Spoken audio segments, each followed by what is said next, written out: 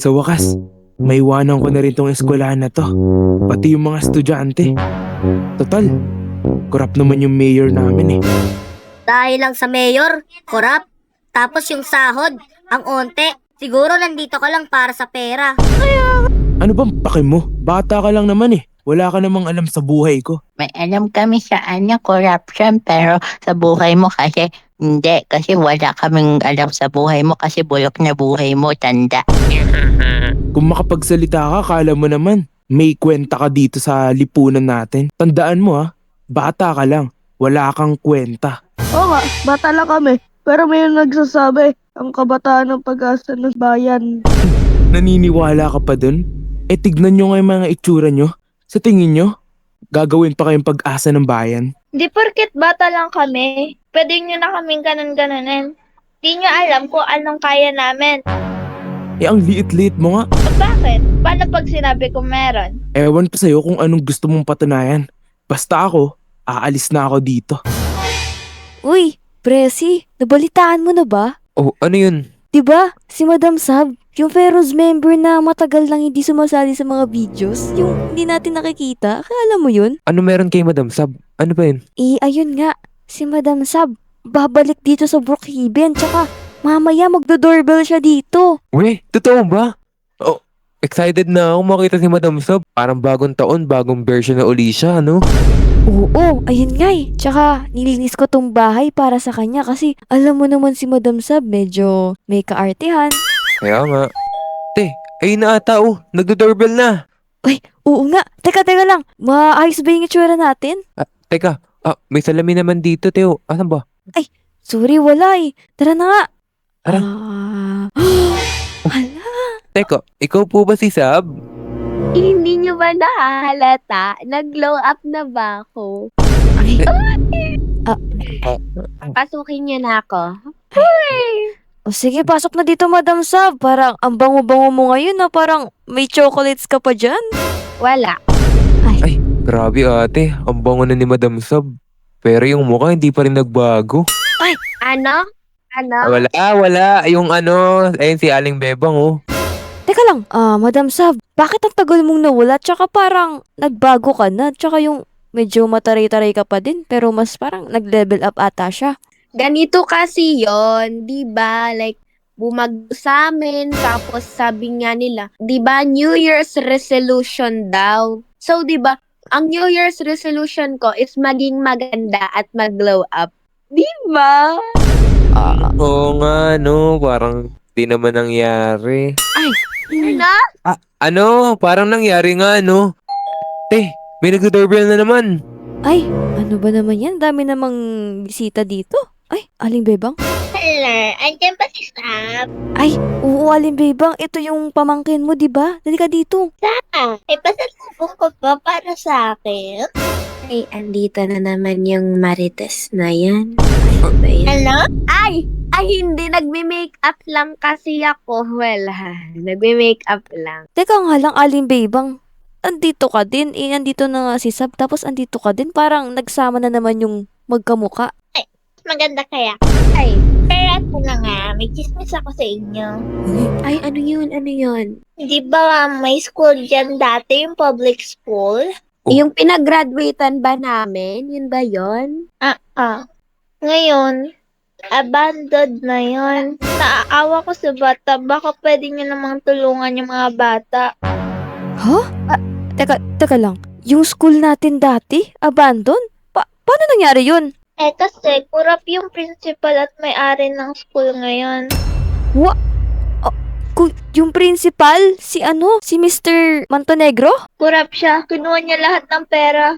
Crush ni Madam Sab dati yun eh. Kurang pala yun. Hello, masyado ka namang revealing, ate. Sorry. Ate, ano gagawin natin ngayon? Parang naawa ko sa mga bata dun eh. Sige, ganito na lang. Tayong tatlo nila Madam Sab, Kuya Presi. Punta tayo dun sa school, tsaka para makita natin yung sitwasyon. Tapos, ikaw, Aling Bebang, ipagpatuloy mo lang yung pagiging chismosa mo. Ay, yung paglilinis mo. Pre, ako pa ba? Tara na, Madam. Siguro, wala na dun mga dating teacher natin. Panigurado. Inalis na yun ng dating korap na principal. Oo, alam mo ba, nabalitaan ko, yung mayor dito, tapos yung principal dun, magjowa daw. Hala, totoo ba? Oo, titignan na natin kung ano yung sitwasyon ng school ngayon. Sana okay lang ang... hala, Ano to?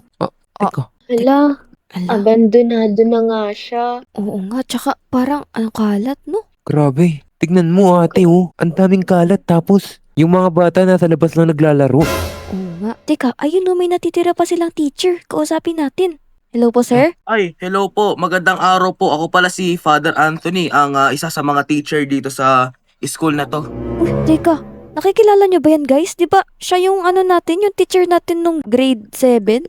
Ako ate nakikilala ko siya pero ang tanong, nakikilala niya ba tayo? Kayo ba yung mga napaka-mabait na estudyante dito sa school na ito? Cheska, Presi, Savannah? Opo. Wait lang po. Correction lang po. Ako lang po yung mabait. Ay, Sorry. ay. Kamusta na kayo, mga anak? Sir, pumunta kami dito kasi nabalitaan namin yung nangyari sa school tsaka nabalitaan din namin yung ginawa ng principal dito. Pinabayaan ba naman? Tapos jowa pala yung mayor na korap? Grabe talaga yung principal na dati na nakatira dito. Alam mo ba, yung principal na yan, hindi kami masyado binayaran. Biruin mo magkano ang sweldo namin? 25 sentimo? Oh, ganun ba? Teka lang, kakausapin ko lang yung mga kaibigan ko, sir, ah. Presi, Madam Sab, di ba kayo naawa sa kanila? Tsaka, kawawa naman yung mga bata, wala silang school, pati na yung teacher walang sinasahod. Baka, gusto niyo ba tulungan natin sila? Oo naman ate. Wala namang problema doon, di ba? Oo ate, tapos linitin na din natin tong school na to. Sige. Sir, baka kung okay lang sa inyo, tumulong kami dito sa school tsaka para gumanda-ganda rin to. Sigurado po ba kayo? Opo, ako pong bahala. Gusto niyo po itur ko po muna kayo sa aming school? Oo, sige para malaman namin nila Sab kung at Kuya Pres yung mga sira dito. Mga bata, huwag kayong aalis dito ha. Pasok po tayo.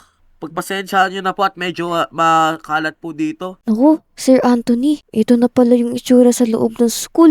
Kadiri na siya tsaka daming sira, sunog-sunog pa. Opo, kasi ang ginawa kasi ng principal, may binuksan yung lutuan doon sa may kantin, tapos sinunog yung yung mga sunog na pagkain. Iniwan lang basta-basta ng mga staff namin sa kantin. Naku, ate, tignan mo naman oh, ang dami ng sira. O, papatagalin pa ba natin to? Hindi na siguro. Lang, tanungin natin si Madam Sab.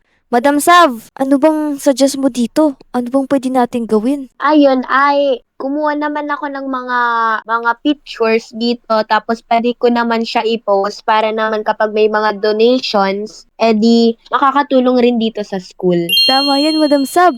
Teka, Kuya Presi, ikaw, may mga contacts ka ba para sa mga maglilinis dito? Oo ate, may kilala ako. Ang dami kong kilalang maglilinis dito. Tapos, pwede pa tayong bumili ng mga murang gamit. Oo nga, Sir Anthony. Yung mga bata po ba dito, ilang taon na ba yung mga yan? Grade school na po, mga grades 1 to 3. Ganun po. Uy, sakto. Since 'di ba nung nabuo naman tong school na to, wala naman silang mga magagandang uniform. Tsaka balak namin, pagandahin tong school na to, kung okay lang. Naku, wala pong problema yan, Miss Cheska. Sige, thank you po. Magandang araw po, Madam Cheska and Sir Presi. Kayo nga po pala yung tinawagan niyo po kanina na maglilinis at mag-aayos po ng school? Oh, so, kompleto na ba kayo tsaka yung mga equipments nyo? Opo, ready na ready. At pakilala ko nga lang po pala yung aming team. Hello po. Ako po si Danzel. Ako po si Jezra and tagalinis po kami ng Department of America. Hello po, ako si Chris.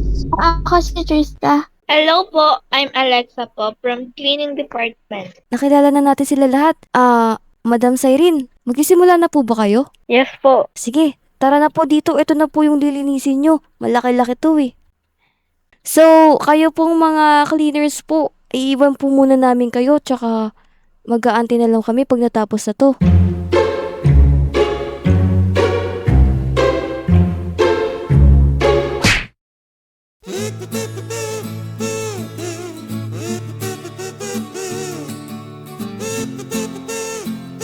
Sir Anthony, sure ba kayo na dito yung bilihan ng mga bus? Pagkakaalam ko kasi, ito yung alam kong bilihan ng bus eh. Ate, ayan no, di mo ba nakikita? Ang daming bus dito. Baka kasi mamaya, props lang yan. Ay, Tara na ate, pumasok na tayo. sige, tara na. Uy, eto, to. Hello po? Hello po. Sir, balak po namin bumili ng bus kasi yung school kasi dyan sa atin, inaayos namin tsaka bilang tulong na rin sa mga bata. Pero po ba kayong i-recommend na mga bus? Meron naman po. Tara, labas po tayo. Sige po. Yun. So, dito po. Ito ang bus natin, kulay green. Marami po itong upuan. Tingnan mo. Kulay green. Parang di naman sang-ayon sa team ng school dun. Tapos meron din po tayo ditong pink. Teka lang sir. Para namang pang-concert tong mga bus na to. Wala bang ano dyan, yung mga pang-school, yung bagay talaga sa school ng mga bata. Meron po tayo dito, yellow. Sigurado naman po, magugustuhan po to. Oh, bilhin mo na. O, sige, perfect na to. Bibilin ko na po. Magkano to? Pasok po tayo sa loob. Doon po natin pag-usapan. Ang presyo po ng bus ngayon ay nasa 999k po. Sige te, okay na yan. Si Madam Sab po yung magbabayad niyan. Mga bata, ito nga pala yung mga sorpresa namin sa inyo. Bumili kami ng bus, tapos mayroon din kayong mga bagong uniform, pare-parehas pa. So, sino gustong mag-try muna? Ako pa! Opa, Isa-isa lang ha. Ito isang uniform, oh. Oh, ayan. Suot niyo na muna yan. Thank you po! Salamat. Thank you po. Ayan, ang gaganda na ng mga uniform nila, no? Wow! Hindi na kayo mukhang maasim tignan. Tignan nyo, oh. Ang ganda pala ng mga napatahi nating mga damit, tsaka high quality. Mukhang Korean. Kaya nga, mga Koreanong hilaw. Ay, Mukhang kailangan nyo na siguro matuto ng bagong lesson. Sir Anthony, nakahanda na ba yung mga laruan dyan sa school? Kasi hinanda ko yun, papamigay ko yun sa kanila. Ay, oo, naka-ready na po. Tara, Let's go! Let's go guys! tana. Ayan na mga laruan niyo mga bata! O yan, mag-enjoy na kayo mga bata!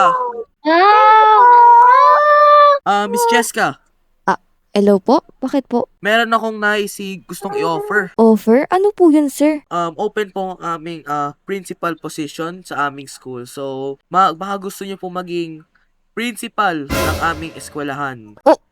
Narinig mo ba yun? Magiging principal daw ako? Oo ate, tanggapin mo na. Sige, total. Hindi naman ako kurakot tulad ng dating principal dito. Tsaka, marami rin tayong natulong sa mga bata. Tama. Sige po, pumapayag po akong maging principal dito. Basta, dapat maayos yung pagtuturo mo dito, ah. Huwag po kayong mag-alala. Magaling po ako magturo. At Sir Presi, hindi lang po si Miss Cheska ang mapropromote. Kayo rin po ang magiging assistant principal Uy! eskwelahan. Ano te? Tatanggapin ko ba to? Oo. Sige po, thank you po. Welcome po sa aming eskwelahan. Ayan, ang ganda ng classroom nyo. Ang gaganda ng upuan, no? Ay, teka lang, Sir Anthony. Tignan nyo to. Ito ba yung brand new TV na uso ngayon? Opo, ito po yung latest na TV. Yung mga imported pa yan galing Chinatown. Uy, Tignan mo ate, nag-hype po. I'm Alexander TV. Uy, high-tech. Opo, galing yan China.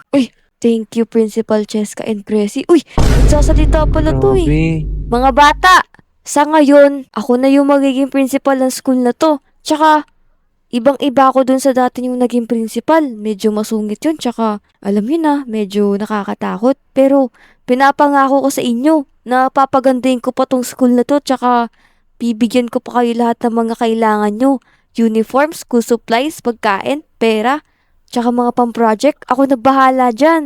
O mga bata, ilabas po natin ang ating mga Biblia at buklatin natin sa libro ng Genesis, no? So ayan, buksan nyo na muna at intindihin nyo muna. Teka lang. Parang kilala ko tong tao na to ah. Anong meron dito? Bossing, meron na kaming bagong classroom. Bakit? Sandali lang. Anthony, ano nangyari sa eskwelahan na to? Inayos namin to nang wala ka. At sino naman ang katulong mo para mag-ayos ng eskwelahan na to? Teka lang. Mr. Montenegro, ikaw ba yan? Ako nga, Ako lang naman pala yung bagong principal dito. Bakit? principal? Eh ako yung totoong principal dito. Teka lang, unang-una sa lahat, iniwan mo tong school na to tsaka inabandonado mo. Tsaka sa papeles, wala rin nakalagay na ikaw yung permanenteng magmay-ari nito. Pero ang totoo niyan, ako pa rin na nakalagay sa eskwelahan na to na maging principal. Hindi kayo. Nako, hindi mo kami kilala Mr. Montenegro. Ipapakulong ka namin. Hinahanap ka na ng mga tao. Tsaka, yung mga bata dito, galit na sa'yo. Sugod! Go! Eh, kulang na yan! Mga kurakot!